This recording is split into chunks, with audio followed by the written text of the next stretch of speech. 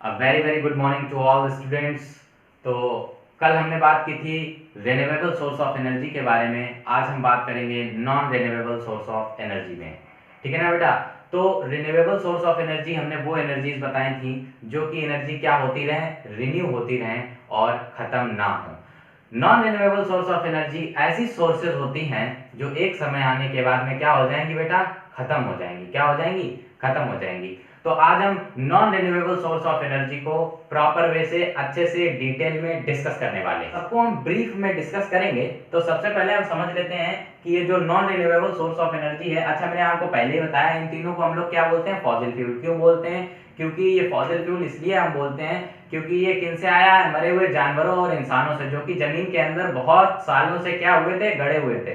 ठीक है ना। उनसे क्या बना है? ये कोल बना है, पेट्रोलियम बना है, नेचुरल गैस बना है। इसीलिए हम बोलते हैं फॉसिल फ्यूल। फॉसिल का मतलब होता है कंकाल और फ्यूल का मतलब होता है ईंधन। ऐसा ईंधन जो इंसानों के कंकाल से आया हो। ठीक है, इसीलिए हम इसको क्या बोलते हैं? फॉसिल फ्यूल बोलते हैं। क्या बोलते हैं बेटा? Fossil fuel. अब देखो जरा कोल को समझ लें।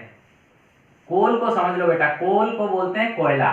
ठीक है, तो कोयले को थोड़ा सा समझ लेते हैं। कोल क्या है? ये एक एनर्जी का सोर्सेज है। क्या है? एनर्जी का एक सोर्स है। कोल किससे मिलकर के बना है? It is a mixer of, देखो जरा इसको, कोल को समझो जरा। कोल क्या चीज है? कोल देखो, it is a mixture of. ये क्या है बेटा? मिक्सचर है। किसका? देखो जरा, ये मिक्सर है कार्बन का। किसका? कार्बन का। और हाइड्रोजन का। किसका? सॉरी बेटा, ये किसका मिक्सचर है? हाइड्रोजन का। हाइड्रोजन, ठीक है ना। हाइड्रोकार्बन, ठीक है ना। किसका मिक्सचर है? कार्बन का मिक्सचर है, हाइड्रोजन का मिक्सचर है, और किसका मिक्सचर है? ऑक्सीजन का। किसका? ऑक्सीजन। ऑक्सीजन, ठीक है ना। किसका मिक्सचर है? कार्बन का, हाइड्रोजन का और ऑक्सीजन का। ठीक है ना। And free carbons, and free carbons, free carbons. अब देखो जरा इसको समझो थोड़ा सा। ये जो कोल है ना, कोयला, देखो बेटा कोई भी चीज होती है वो कई सारे सब्सटेंस से मिलकर के बनी हुई होती है। ठीक है, अब देखो ये किससे बनी है? कोयले में कार्बन भी होता है, कोयले में हाइड्रोजन भी होता है, कोयले में ऑक्सीजन भी होता है। लेकिन बेटा अगर सबसे ज्यादा हम बात करें तो कोयले में कार्बन होता है। क्या होता है? कार्बन होता है। कार्बन के ही बेसिस पे अभी हम कोल को क्या करेंगे? क्या करेंगे बेटा? उसका वर्गीकरण करेंगे, उसका क्लासिफिकेशन करेंगे, उसको बांटेंगे हम। कोल के भी टाइप निकालेंगे हम। ठीक है, तो ये देखो ये क्या है? मिक्सचर है। किसका? कार्बन का, हाइड्रोजन का और ऑक्सीजन का। यानी कि इन तीनों को हम क्या बोल सकते हैं? हाइड्रोकार्बन। इसको क्या बोल सकते हैं? इन तीनों को अगर हम जोड़ के बोलना चाहें तो हम क्या बोल सकते हैं बेटा? हाइड्रोकार्बन। हाइड्रोकार्बन, हाइड्रोकार्बन, ठीक है ना। हाइड्रोजन, कार्बन, ऑक्सीजन, ठीक है ना। तो इसीलिए बोलते हैं इसको हाइड्रोकार्बन्स। ठीक है ना। हाइड्रो, ओ ऑक्सीजन, कार्बन, ठीक है ना। हाइड्रोकार्बन, ठीक। तो ये क्या है? एक हाइड्रोकार्बन है। अब जरा समझो कि इसमें क्या क्या चीज है बेटा? कार्बन भी है, हाइड्रोजन भी है, ऑक्सीजन भी है और कुछ फ्री कार्बन्स और भी हैं। तो कोल को हम किस तरीके से यूज करते हैं? ठीक है ना, ये हमें पता चल गया। इसकी क्या है? केमिकल कंपोजिशन है। क्या है बेटा? केमिकल कंपोजिशन का मतलब होता है जिन जिन चीजों से मिलकर के ये बना है। अब देखो जैसे इंसान, केमिकल कंपोजिशन समझ लेते हैं। Chemical composition, chemical composition, chemical composition. अब देखो जैसे कि इंसान में क्या क्या होता है? ब्लड होता है, ठीक है ना, सेल्स होती हैं, ठीक है, आरबीसी होती है, डब्ल्यूबीसी होती है, ठीक है ना, आरबीसी है, डब्ल्यूबीसी है, प्लेटलेट्स हैं। तो इन सबसे इंसान के अंदर, इंसान की बॉडी के अंदर ये सारी चीजें हैं। तो इंसान की वो क्या है बेटा? केमिकल कंपोजिशन है। उसी तरीके से कोल की केमिकल कंपोजिशन क्या है बेटा? इसमें कार्बन है, हाइड्रोजन है, ऑक्सीजन है। तो ये हम बोलेंगे कि ये कार्बन, हाइड्रोजन और ऑक्सीजन से मिलकर के बना है। तो ये कोल की क्या है? कोल की कंपोजिशन है। कैसी composition? Chemical composition. Chemical composition है बेटा ये। ठीक है, अब देखो जरा, अब बात कर लेते हैं कि कोल के बारे में हमको इतना पता चला। अब देखो ये भी जान लेते हैं कोल मिलता कहाँ पे है। कोल जो है ज्यादातर हमारे इंडिया के बिहार में मिलता है। कहाँ पे मिलता है? बिहार, बिहार में मिलता है। और कहाँ मिलता है बेटा? उड़ीसा में, ठीक है, मध्य प्रदेश में, ठीक है।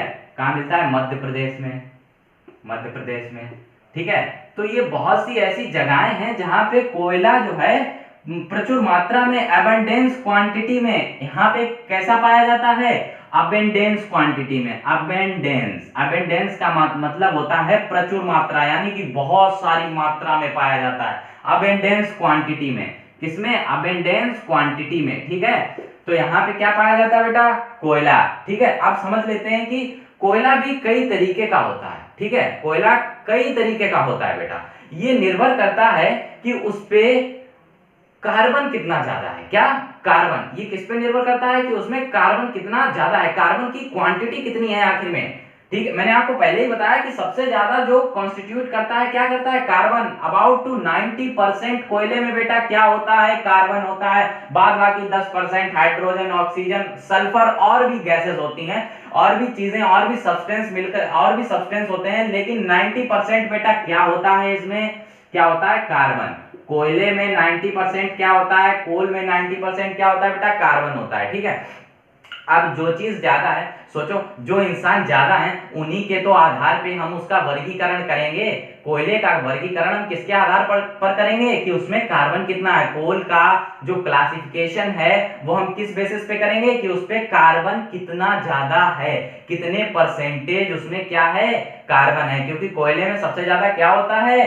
कार्बन होता है। अब देखो जरा क्लासिफिकेशन जरा समझते हैं कोयले का कोल का जो है ना बेटा, क्लासिफिकेशन समझ लो, ठीक। इसकी बहुत ज्यादा जो है इंडस्ट्रियल और as well as domestic purpose से हमको इसको हम लोग क्या करते हैं बेटा? यूज करते हैं। क्या करते हैं? यूज करते हैं। अभी यूजेस में हम जब देखेंगे तब थोड़ा सा इसको जो है हम समझेंगे। देखो टाइप्स ऑफ कोल समझ लेते हैं। क्या समझ लेते हैं बेटा? Types of coal. 1 minute please. Types of coal. अब देखो जरा, types of coal, types of coal, ठीक है ना। कोल जो है वो कितने प्रकार का होता है, कोल जो है बेटा कितने प्रकार का होता है, इसके बारे में जरा हम समझते हैं। तो सबसे पहले हम रखते हैं एक जो टाइप है कोल का, एक जो कोल का टाइप है वो है पीट। क्या है? पीट। दूसरा देख लेते हैं बेटा कौन सा है। दूसरा जो टाइप है वो है लिग्नाइट। लिग्नाइट, ठीक है। तीसरा जो टाइप है वो कौन सा है देख लेते हैं बेटा, वो है बिट्यूमिनस। बिट्यूमिनस, ठीक है। And fourth one is anthracite. Fourth one is anthracite, ठीक है। ये क्या है बेटा? टाइप्स हैं। अब देखो इनमें समझ लेते हैं कि कितने कितने परसेंटेज पे ये जो चीजें हैं ये क्या है बेटा? बेस्ड हैं परसेंटेज पे, ठीक है।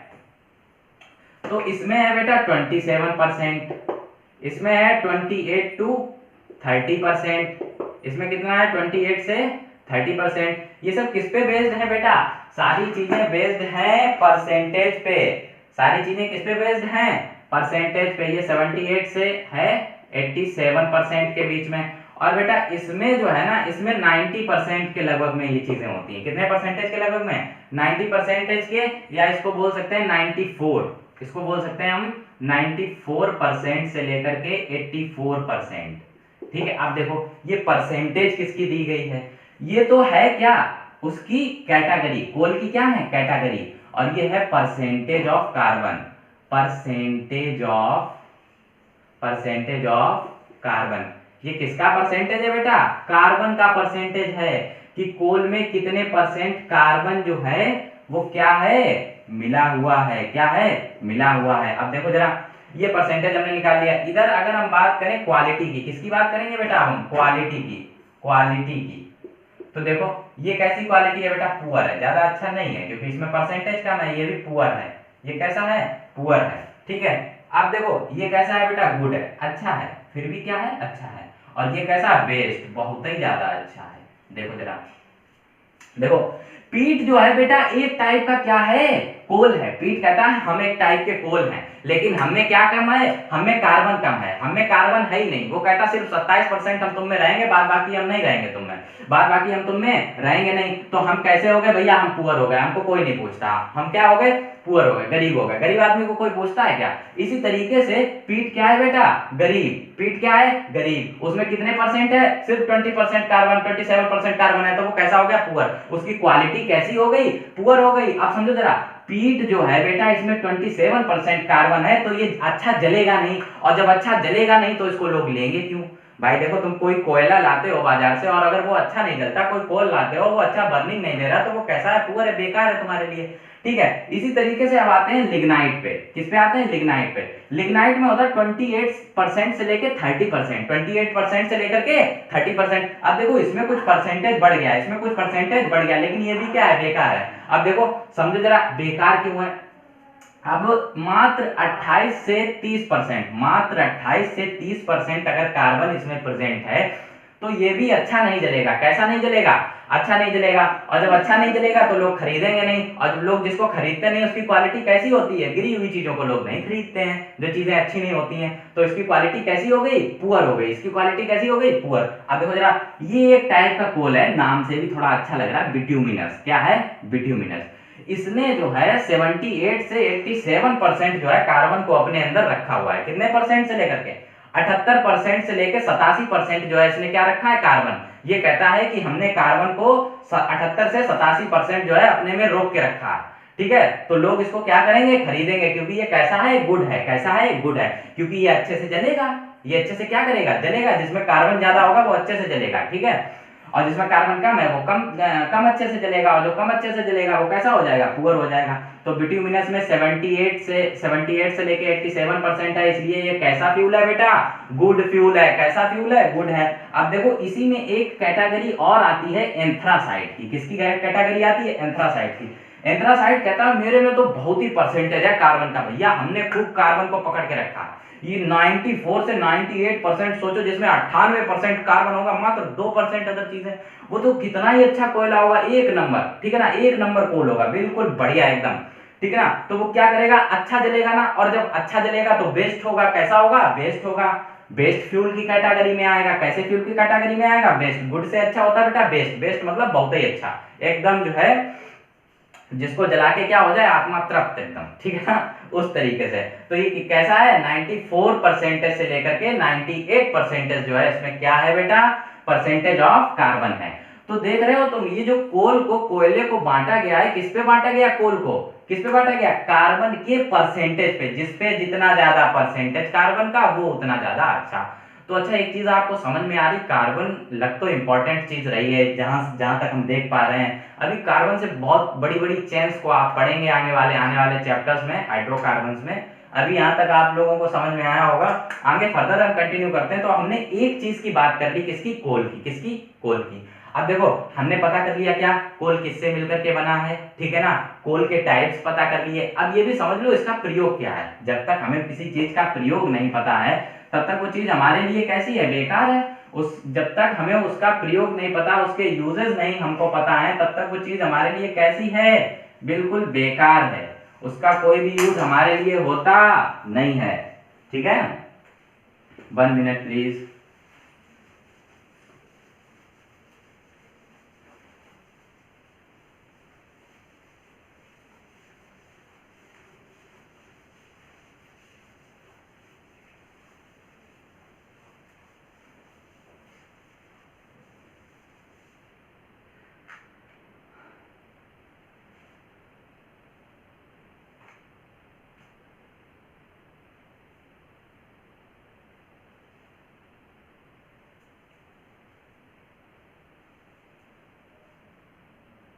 अब देखो बेटा, यूजेस ऑफ कोल की बात करेंगे। किसकी बात करेंगे, यूजेस ऑफ कोल की। ठीक है, तो uses of coal, uses of coal.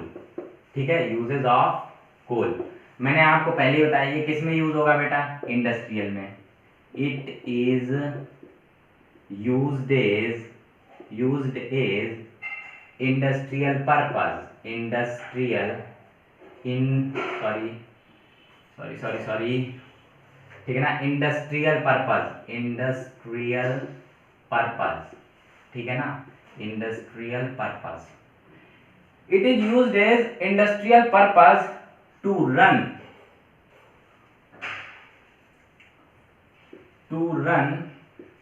the heavy machines,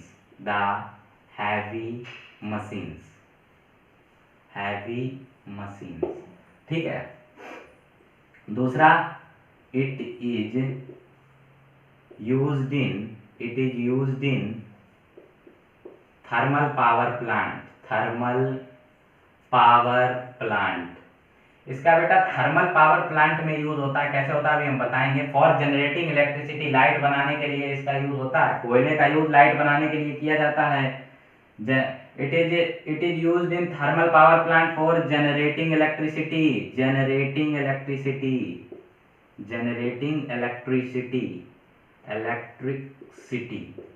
ठीक है। देखो बेटा, थर्ड पॉइंट क्या है, इट इज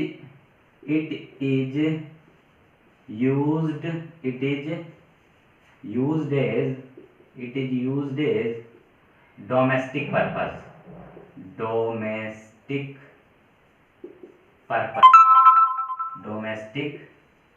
purpose, ठीक है ना बेटा। 1 मिनट प्लीज।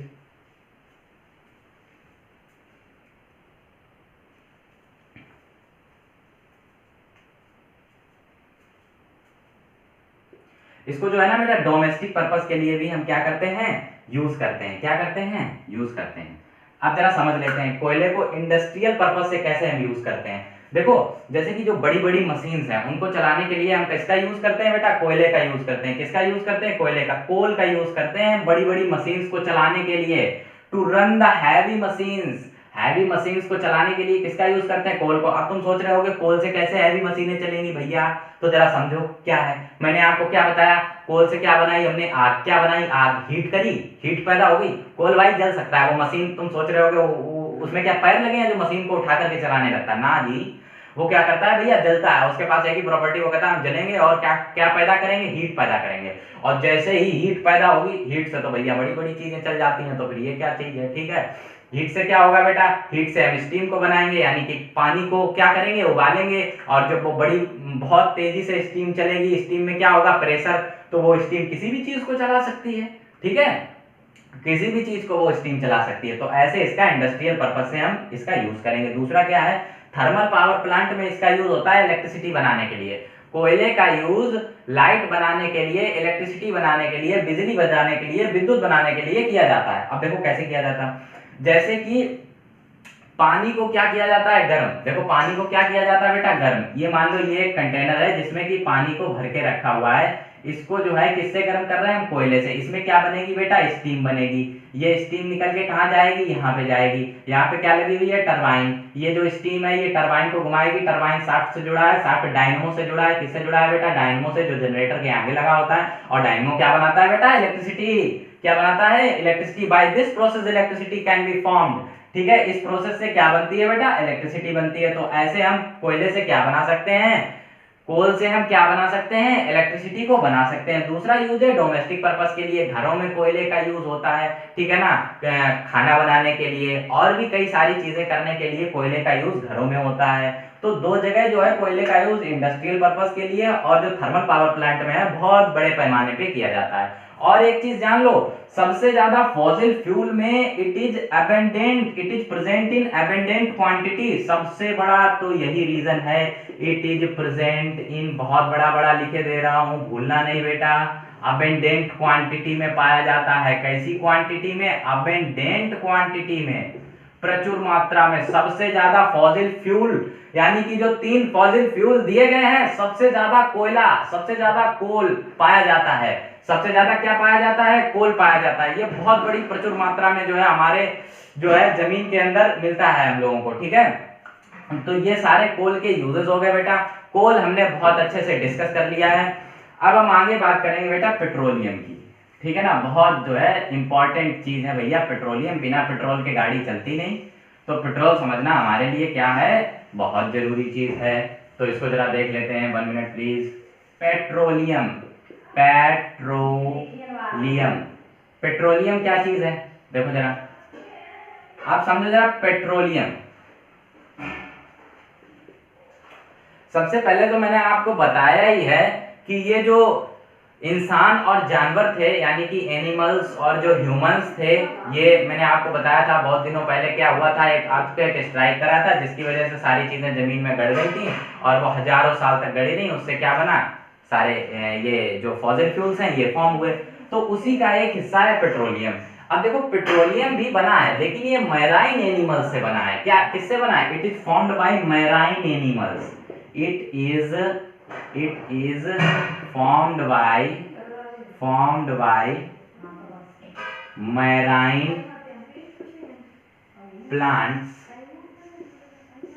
and animals। ठीक है, मैराइन प्लांट्स एंड एनिमल्स। एक ही लाइन में मैंने आपको बता दिया, it is formed from, sorry from यहाँ पे लगा लीजिएगा आप लोग। It is formed from marine plants and animals. Marine plant और एनिमल को समझ लो। देखो बेटा, जैसे कि मान लेते हैं ये क्या है बेटा, समुद्र है। क्या है? समुद्र है।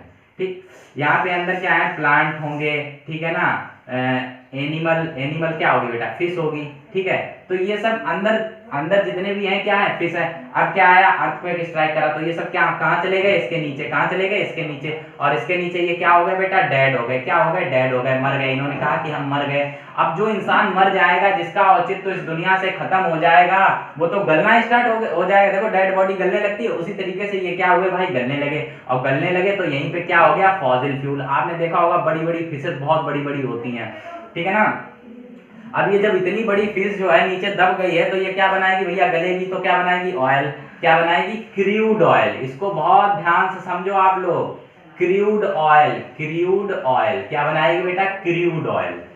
यही एक्चुअली में इसी से सारी चीजें बनाई जाती हैं। पेट्रोल भी इसी से निकलता है, डीजल भी इसी से निकलता है, ठीक है, केरोसिन भी इसी से निकलता है। इस क्रूड ऑयल से ही सारी चीजों को हम निकालते हैं। अब देखो कैसे निकालेंगे हम। आप सोच रहे हो ये तो सिर्फ क्रूड ऑयल है, ये तो भैया काला तेल है, इससे कैसे निकालोगे पेट्रोल, इससे कैसे निकालोगे आप डीजल। एक ही चीज से हजार चीजें निकाल रहे हो, कैसे निकालोगे भैया, देखो हम बताते हैं ऐसे निकालेंगे।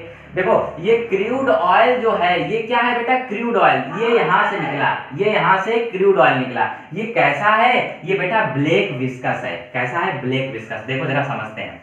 सबसे पहले क्रूड ऑयल को ही थोड़ा सा डिस्कस कर लेते हैं। क्रूड ऑयल क्या चीज है, क्रूड ऑयल। क्रूड ऑयल, अब देखो ये क्रूड ऑयल क्या है, ये बेटा ब्लैक विस्कस है। ब्लैक विस्कस, विस्कस, ठीक है ना। Viscous liquid, viscous is actually denoted to the liquid form. Actually denoted to the liquid form. ये कैसा है, ब्लैक विस्कस है, ठीक है ना।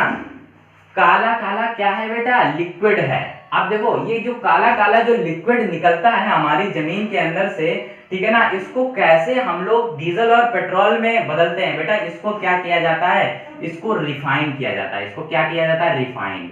रिफाइन किया जाता है। इसको क्या किया जाता है बेटा, रिफाइन। बाय रिफाइनिंग इसको किस में बदला जाता है, पेट्रोल में बदला जाता है, डीजल में बदला जाता है, ठीक है ना, और भी केरोसिन वगैरह में, सब में क्या किया जाता है, इसको बदल दिया जाता है। यानी कि जब इस ब्लैक विस्कस को हम लोग क्या करते हैं, बॉईल करते हैं। बॉईल करने पे जो इसमें सबसे पहली वेपर उठती है, इस ब्लैक विस्कस को हम क्या करते हैं बेटा, बॉईल। देखो जरा समझे जरा, इस ब्लैक विस्कस को हमने क्या किया, इसको हमने किया बॉईल। इसको हमने क्या किया, बॉईल, ठीक है ना। ये क्या है बेटा, ब्लैक विस्कस है, इसको हमने किया बॉईल।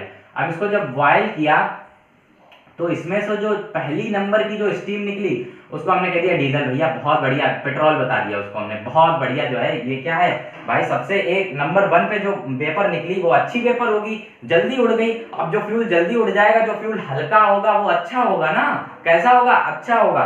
तो उसको हमने दे दिया पेट्रोल। दूसरे नंबर पे आया, हमने दे दिया डीजल। तीसरे नंबर पे आया, हमने कह दिया केरोसिन। बचा हुआ तारकोल बच गया, रोड बना लिया इससे हमने, ठीक। तो वेस्ट हम कुछ नहीं होने देते, वेस्ट हम कुछ नहीं होने देते। जो इसके बाद में बच जाता है उसको हम कहते थे डामर है, चारकोल है भैया, इससे क्या बना लो, रोड बना लो, ठीक है। तो इन सारी चीजों का हम सब प्रयोग कर लेते हैं, ठीक है। जमीन के अंदर से बेटा सिर्फ और सिर्फ ये क्रूड ऑयल निकलता है। ये कहाँ पे ये की जाती है माइनिंग बेटा, देखो इसको क्या किया जाता है, एक पाइप जो है जमीन के अंदर ड्रिल कर दिया जाता है। जो भी, जैसे कि मान लो ये क्या है बेटा, समुद्र है, ठीक।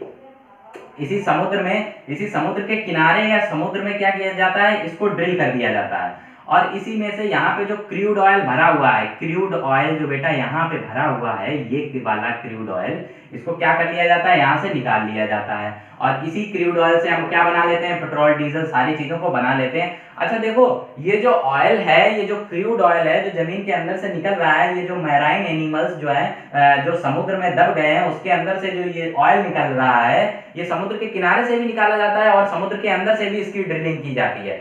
अब देखो, ये जो ड्रिलिंग है कोई आम आदमी नहीं कर सकता है, इसको गवर्नमेंट के द्वारा इसको गवर्न किया जाता है और इसको सिर्फ और सिर्फ गवर्नमेंट ही निकाल सकती है, ठीक है ना। इसमें दो एजेंसी हैं, एक एजेंसी का नाम है OIL, ठीक है, ऑयल इंडिया लिमिटेड। क्या, ऑयल इंडिया लिमिटेड। कौन कौन सी बेटा, एक तो है oil India limited, oil India limited. ये जो एजेंसी है, इसी के अंडर में जो है ये सारी चीजें जो है निकाली जाती हैं, ठीक है, और कोई भी इंसान इसको जो है टच नहीं कर सकता। इसकी एक ये क्या है, कॉर्पोरेशन है गवर्नमेंट की, ऑयल इंडिया लिमिटेड। यही सिर्फ और सिर्फ क्या करती है बेटा, ड्रिलिंग करती है जमीन के अंदर से और ऑयल को क्या करती है, निकाल के हम तक क्या करती है, पहुंचाती है। अब देखो जरा समझो, ये जो एजेंसीज हैं, कोई आम आदमी जो है ऑयल को नहीं निकाल सकता, वरना उस पर केस हो जाएगा, ठीक है ना, इलीगल चीज है ये सिर्फ कौन करता है बेटा, गवर्नमेंट करती है। और गवर्नमेंट इस पे इस चीजों पे हम पे बहुत लंबा टैक्स को क्या करती है, वसूलती है, ठीक है। अबाउट 40 to 45% जो है टैक्स हम पे लगता है पेट्रोल पे बेटा, ठीक है ना, वरना इसकी कॉस्ट ऐसी होती है 45 से 50 रुपए के लमसम में इसकी कॉस्ट आती है, लेकिन ये टैक्स और GST वगैरह लग के जो है इतना हम तक आता है, ठीक है ना। उसका भी कारण है, गवर्नमेंट हमारे लिए कई सारी स्कीम्स चलाती है, उसमें उस पैसे को लगाती है, ठीक है, जैसे कि राशन कार्ड वगैरह हो गया, ठीक है, और कई सारी स्कीम्स जो है गवर्नमेंट निकालती है। It is out of the topic, but for the knowledge मैंने आपको बता दिया, ठीक है। अब समझ में आता है कि पेट्रोलियम, ठीक, पेट्रोलियम में हमने समझा कि पेट्रोलियम क्या चीज है। अब इसी के अंदर एक चीज आती है बेटा, LPG। क्या आती है, LPG। क्या आती है बेटा, LPG। बहुत बढ़िया चीज है LPG। कैसी चीज है, बहुत बढ़िया। क्या है, liquefied petroleum gas, liquefied petroleum gas. LPG क्या है बेटा, लिक्विफाइड पेट्रोलियम गैस है, ठीक है। देखो बेटा, तो ये LPG बेटा क्या है, लिक्विफाइड पेट्रोलियम गैस है। अब देखो, ये जो पेट्रोलियम गैस है इसको लिक्विड स्टेट में डाला जाता है। किस में डाला जाता है, लिक्विड स्टेट में। ये गैस है और बेटा गैस को जब आप किस में बदलोगे, लिक्विड में, तो उस पर क्या अप्लाई करना पड़ेगा आपको, प्रेशर। देखो जरा हम बदल के दिखाते हैं, जरा समझो कैसे ये बदला गया। मान लो ये क्या है बेटा, गैस है। ये क्या है, गैस है। इतने बीच में ये भरी हुई है, क्या है बेटा, गैस है। ये क्या है, गैस है। अब इस गैस को बेटा हमें किस में बदलना है, लिक्विड में। अब लिक्विड में मान लो ये मात्र इतना बड़ा बॉक्स है। अब इतनी ज्यादा क्वांटिटी की गैस जो है जब इतने छोटे से बॉक्स में जाएगी तो ये पार्टिकल्स बहुत पास पास में आ जाएंगे, ऐसे आ जाएंगे, ऐसे आ जाएंगे। ये जो पार्टिकल्स गैस के दूर दूर हैं तो पास पास में आएंगे।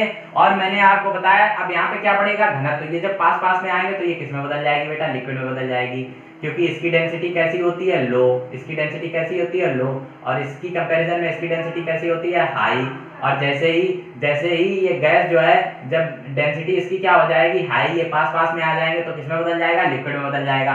तो देखो, it is a mixture of ethane, propane, butane and the major component is butane. ये बेटा मिक्सर है कौन कौन सी गैसेस का, इसमें इथेन है, प्रोपेन है और ब्यूटेन है। ये तीन गैसेस का मिक्सर है, जिसमें कि सबसे ज्यादा जो गैस पाई जाती है वो ब्यूटेन है। क्या है बेटा, ब्यूटेन। एलपीजी सिलेंडर में, एलपीजी गैस में जो सबसे ज्यादा मात्रा में जो गैस पाई जाती है वो ब्यूटेन है। क्या है, ब्यूटेन है। और इसमें इथेन, प्रोपेन, ये भी चीजें हैं, लेकिन ये कम क्वांटिटी में है, ब्यूटेन ज्यादा क्वांटिटी में है। तो ये क्या है, इन सबका मिक्सर है, इन सबका क्या है, मिक्सचर है। देखो इसमें क्या है बेटा, इसमें इथेन भी है, इसमें प्रोपेन भी है और इसमें क्या है, ब्यूटेन भी है।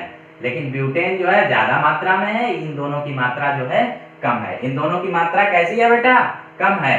तो petroleum gas is brought into liquid state by applying pressure on it. इस पे क्या लगाया जाता है बेटा, प्रेशर लगा के इसको क्या कर दिया जाता है, बहुत घनी जगह में इसको जो है क्या कर दिया जाता है, डाला जाता है। तो बहुत सारी गैस जब इतने छोटे से कंटेनर में हम भरते हैं तो वो किस में बदल जाती है, लिक्विड फॉर्म में बदल जाती है। तो इस पे क्या लगता है बेटा, प्रेशर ही तो लग रहा है।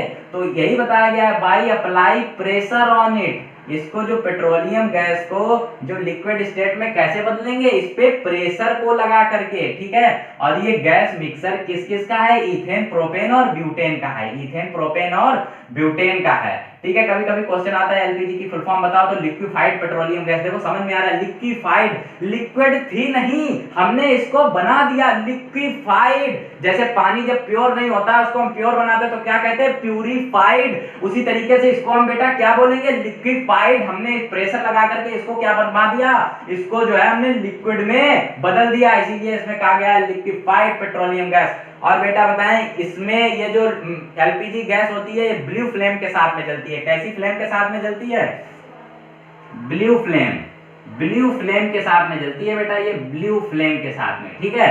यानी कि इसकी जो फ्लेम का मतलब होता है बेटा लपटें, आग जब जलती है तो आपने देखी होगी फ्लेम उसकी, ठीक है ना। उसी तरीके से ये कैसी, नीली फ्लेम के साथ में जलती है। गैस की आग कैसे होती है, नीले कलर की होती है, अगर आपने देखा हो, ठीक है।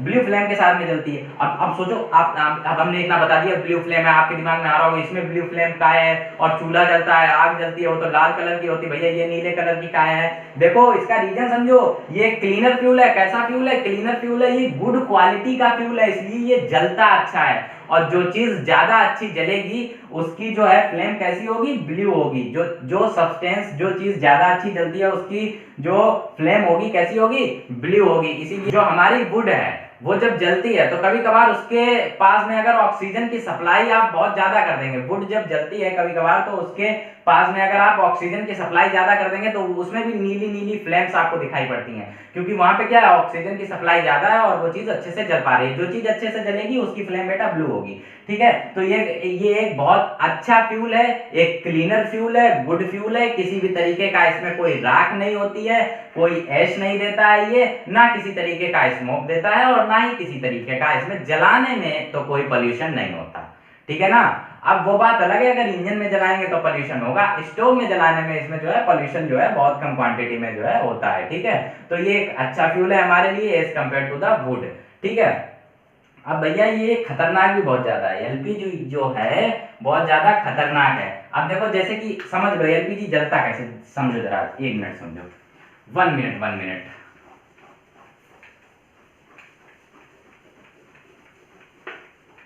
देखो बेटा, सपोज कर लो, let us consider that this is the LPG cylinder.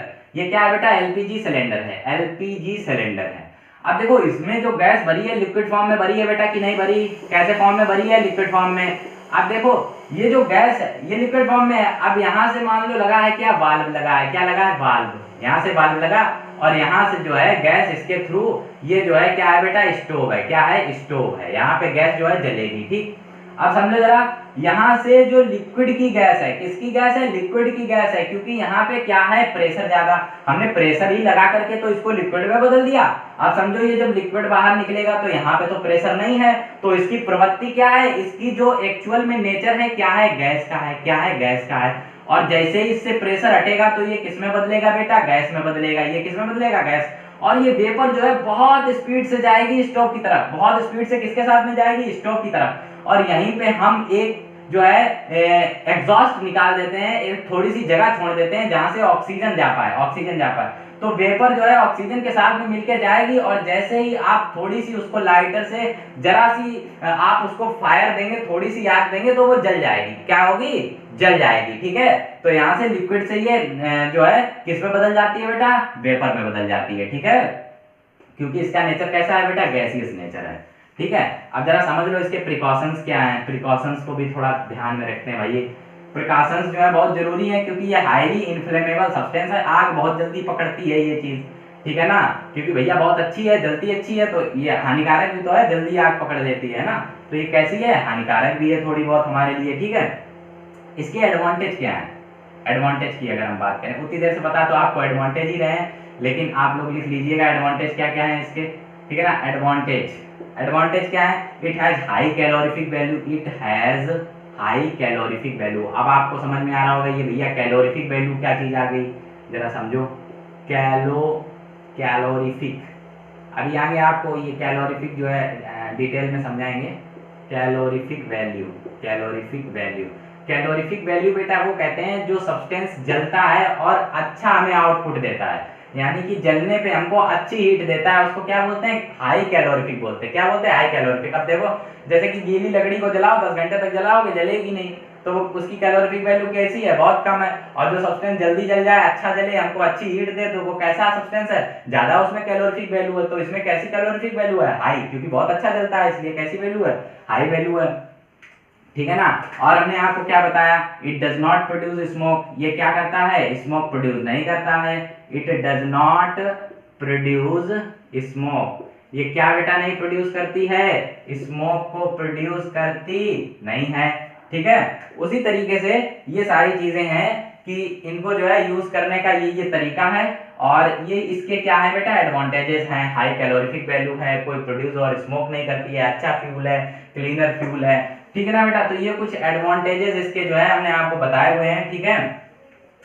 Precautions, हम प्रिकॉशंस की बात कर ले बेटा, तो प्रिकॉशंस यही हैं कि इसको बहुत एहतियात से बरतें, इसका जो ट्यूब है जहां से गैस निकलती है उसको प्रॉपर्ली चेक करते रहें, उसकी फिटिंग देखते रहें, कहीं गैस लीकेज तो नहीं हो रही। हाँ, एक चीज बहुत इंटरेस्टिंग मैं आपको इसमें बताने वाला हूं कि आप सोचते होंगे जो आप स्मेल को आपकी मतलब नॉस्ट्रिल में जो स्मेल जाती है, जिस स्मेल को आप डिटेक्ट कर पाते हो जब एलपीजी गैस जो है आपके सराउंडिंग में छोड़ी जाए, तो आपको तुरंत पता चल जाता है कि भैया ये देखो एलपीजी गैस आ गई। ये महक किसकी है, एलपीजी गैस की है। लेकिन बेटा वो एक्चुअली में महक एलपीजी गैस की नहीं होती, एलपीजी गैस की कोई महक नहीं होती है बेटा। उसको डिटेक्ट करने के लिए उसमें एक नाम का सब्सटेंस मिलाया जाता है जिसको मरकैप्टन बोलते हैं। ठीक है ना, मरकैप्टन। ठीक है ना, इसका फॉर्मूला है C2H5SH। ठीक है। ये एक तरीके का सब्सटेंस होता है बेटा जो एलपीजी गैस में ऑलरेडी मिलाया जाता है। ये मरकैप्टन नाम का एक तरीके का ऐसा सब्सटेंस होता है जो एलपीजी गैस में मिलाया जाता है। ये कैसा होता है बेटा, फॉल स्मेलिंग होता है, इसकी महक बहुत गंदी होती है भैया, बहुत गंदी स्मेल होती है इसकी, फॉल स्मेलिंग होता है, गंदी स्मेल होती है इसकी। अब जब इसको किसके साथ में मिला दिया गया भैया, एलपीजी के साथ में। मिलाने का उद्देश्य यही है कि एलपीजी कहीं से लीक हो तो इंसान को तुरंत क्या हो जाए, पता हो जाए, पता चल जाए। क्योंकि भैया लीक होगी तो उससे क्या होगा, विस्फोट, इंसान सब मर जाएंगे। तो उससे तो अच्छा है कि इसमें कुछ मिला दिया जाए जिससे कि हमको पता चल जाए कि भैया एलपीजी लीकेज यहाँ पे हुआ है। ठीक, तो इसमें एक तरीके की गैस मिलाई गई है जिसका नाम है मरकैप्टन, जिसका फॉर्मूला आता है C2H5SH। ये बेटा एक ऐसी गैस होती है जो जिसकी महक बहुत ज्यादा गंदी होती है। तो ये जो गैस है, ये जो इस तरीके की जो गैस है, ये किसमें मिला दी गई, एलपीजी में। क्या कर दी गई, एलपीजी में कर दी गई भैया ये मिक्स। तो अब जैसे ही एलपीजी लीकेज होगी तो बहुत बुरी महक आएगी, तो आदमी कहेगा अरे भैया एलपीजी लीकेज हो गई, किसकी महक है, एलपीजी गैस की महक है। लेकिन एक्चुअली में वो एलपीजी गैस की महक होती नहीं है, वो किसकी महक होती है, मरकैप्टन की महक होती है, जो कि उसमें मिलाया जाता है जिससे इंसान को पता चल जाए। ठीक है ना। तो बड़ी जो है घटना होने से ऐसे बच सकती है। ठीक है, क्योंकि ये बहुत ज्यादा प्रिकॉशनल सब्सटेंस होते हैं, आग बहुत जल्दी पकड़ लेते हैं। ठीक है। अब बेटा आज हमने बात कर ली है एलपीजी तक, कल बेटा हम बात करेंगे नेचुरल गैस के बारे में और कई सारी चीजें, हम बहुत अच्छी अच्छी चीजों को एक्सप्लोर करेंगे। इसी तरीके से बेटा आप लोग बने रहिए और स्टडी को निरंतर वैसे करते रहिए बेटा। ठीक है, तब तक के लिए जय हिंद।